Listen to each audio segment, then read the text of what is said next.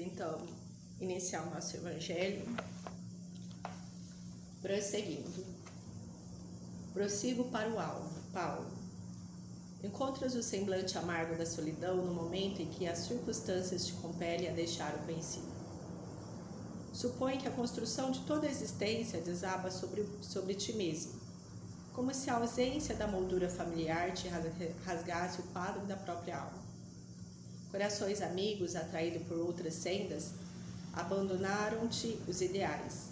Pessoas queridas deixaram-te a sós, aposentaram-te à distância do trabalho de muitos anos, ou a morte de passagem ceifou o sorriso dos companheiros que te eram mais caros. Sentes por vezes que está deixando para trás tudo que te parece mais valioso. Entretanto, não mais é verdade. Basta jornadeis corajosamente adiante, buscando expressar-te em novas formas, reconhecerás que o amor e o trabalho são mais belos em teu caminho. Compreenderás então que podes adicionar novas parcelas de alegria à felicidade dos que mais amas e que pode servir com mais entendimento às aspirações que te inspiram a marcha. Se a vida te apresenta a fisionomia triste da solidão, recorda a própria imortalidade e não te detenhas. O menino deixa a infância para entrar na mocidade, o jovem deixa a mocidade para entrar na madureza, o adulto deixa a madureza para entrar na senectude e o ancião deixa a extrema velhice para entrar no mundo espiritual. Não como quem perde os valores adquiridos, mas sim prosseguindo para o alvo que as leis de Deus nos assinalam cada um. Então, quer dizer, a gente tem que estar sempre adiante, né? Porque a vida continua, ela não para, né? Então, esse é o movimento da vida, né? Ela está sempre em movimento. Então, a gente tem que estar sempre adiante, independente dos problemas que passamos naquele momento, né? Sempre pôr a vida adiante, isso é necessário, né? Não tem como fazer bem aos seres que nós amamos se a gente não estiver bem. Não tem como deixar bem os que estão lá do outro lado se a gente não estiver bem. Então, a gente tem que sempre ir para frente, né? Então, vamos continuar aqui o Evangelho. A gente está no capítulo 1. Então, vamos lá. A gente está vendo aqui, né, a parte dos 10 mandamentos, né? De Moisés, onde que Jesus fala, não vim destruir a lei. Então, lembra-te de santificar o dia de sábado. O que quer dizer isso, né? É que a vida não é só trabalho, trabalho, trabalho. A gente tem que também descansar, ter um tempo com a família, né? Acho que naquela época queria dizer isso, né?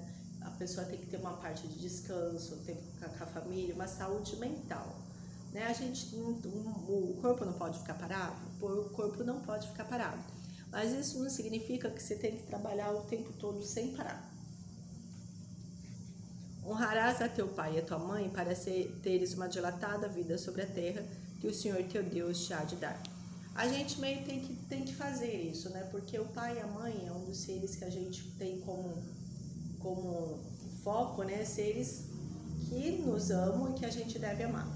Lógico, existem exceções que encarnam como pais e filhos, grandes inimigos espirituais ou espíritos nem um pouquinho com nenhuma afinidade, onde existe aí, onde acontece coisas bárbaras, né? Mas em toda essa parte, né, o motivo de estar nascendo como filho e como os pais existe um porém, né? A gente tem que procurar fazer sempre o melhor. Existem exceções, né, que são casos de pais aí que tiram a vida de filhos, filhos que tiram a vida de pais, que nesse caso a gente deve se procurar a justiça, né? E, de fato, distanciar-se, né, do seu inimigo. Apesar que, né, a lei de Jesus fala que reconcilia-te com o teu inimigo enquanto estás a caminho com ele, mas em algumas situações eu acho que não existe essa possibilidade. Fora essas cenas muito trágicas, né, a gente tem que dar o respeito, né, àqueles que a gente deve respeito, porque a consciência é algo assim muito dolorosa.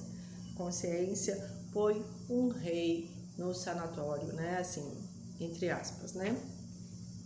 Então, quer dizer, pensar nisso. Não matarás, né, porque a vida você planta e colhe. né? Você mata e é morto. É mais ou menos assim que significa. Fora que existe ali o ódio, né, daquele que é a sua vítima, existe toda a vibração que fica depois desse ato, né, que só faz mal. Não cometerás adultério. O adultério aqui no caso é qualquer tipo de adultério. Adultério não é só conjugal, né? Trair, você pode trair uma amizade, você pode trair um parente, você pode trair a si mesmo, né? Adultério, nessa parte, é a parte da traição.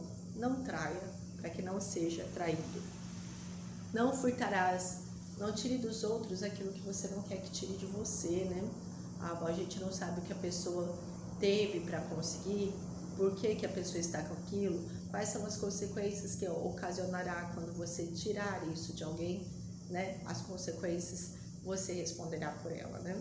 Então quer dizer, não faça os outros, né, aquilo que a gente não deseja para nós. Não dirás falso testemunho contra o teu próximo, né?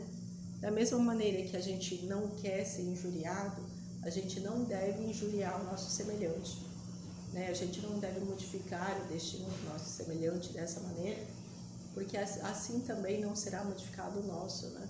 Porque tudo que a gente faz, a gente tem um retorno. Não desejarás a mulher do próximo. Cada um tem o seu, né? Cada um com o seu momento, né?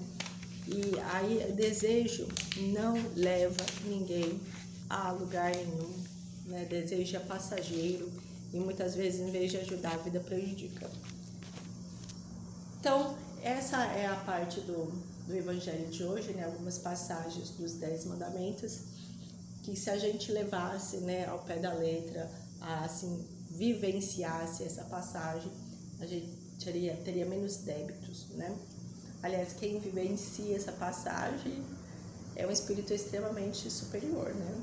Porque só te amar a Deus sobre todas as coisas, teu próximo como a ti mesmo, né? Ou não fazer ao nosso semelhante que a gente não quer que se faça a nós, já é o ponto X aí da questão.